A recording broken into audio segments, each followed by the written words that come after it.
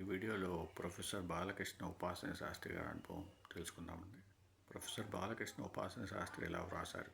ఒకప్పుడు పూనాలో ప్లేగు చెలరేగడం వలన చాలా నెలలు మా కళాశాల మూసివేస్తే నా తల్లిని తీసుకొని ఋషికేశ్ దర్శించి తపోవనం చేరాను.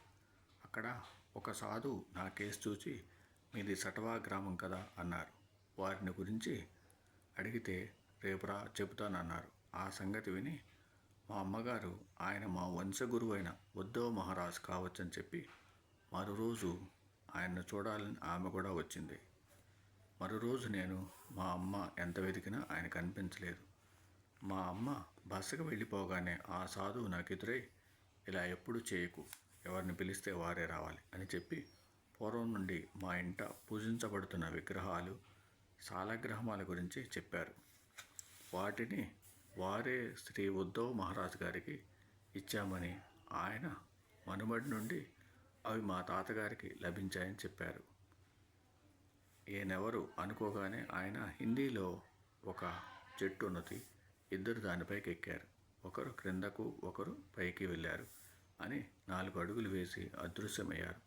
ఆయన వయసు 50 లేక 60 సంవత్సరాలు ఉన్నట్టున్నది. స్థూలకాయుడు, కౌపీనం మాత్రమే ధరించారు.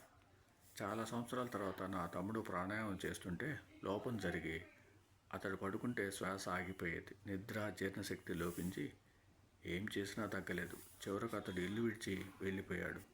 నేను అతను వెతకడానికి రైలులో వెళ్తుంటే కోపర్గాంలో ఒక మిత్రుడు కనిపించి నేను వెళ్ళే పనిని గురించి విని బాబాను తప్పక దర్శించమని చెప్పి నన్ను ఒక టాంగాలో తానే షిరిడీకి పంపాడు.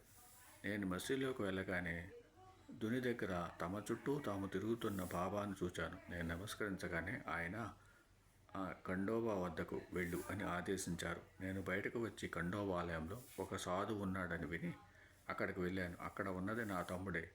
అతడు సాయి ఆజ్ఞానుసారం అక్కడున్నా అని చెప్పాడు. నేను మరలా మసీదు చేరాక సాయి అందరిని దక్షిణ అడుగుతూ నా వైపు కూడా చేయి చాపారు. నా దగ్గర డబ్బు లేక నమస్కారమే దక్షిణగా సమర్పించాను. బాబా హిందీలో ఒక చెట్టున్నది, ఇద్దరు దానిపైకి ఎక్కారు, ఒకరు క్రిందకు ఒకరు పైకి వెళ్ళారు అని నవ్వారు. నాకు వెంటనే తపోవన సాధువు గుర్తొచ్చాడు.